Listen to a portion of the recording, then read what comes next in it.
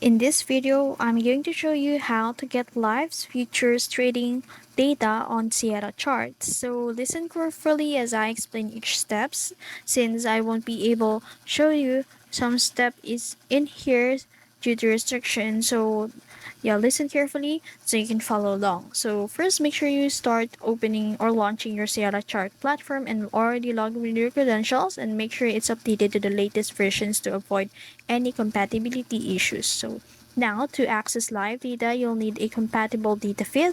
So Sierra charts work well with Denali Exchange Data Feed, CQG, or Rhythmic. So if you're not a subscribed to one yet, go to the Sierra Chart website and log into your account and subscribe to a live data service. So now, once subscribed, go back to the Sierra Chart platform and then click the file on the upper left corner, and then click the data trade service settings, and then from there, select the appropriate service like Denali, CQG, or Rhythmic, and enter your login credential, and then click OK, and then go to the file, and then click the connect to data feed, and you should now be connected as by now.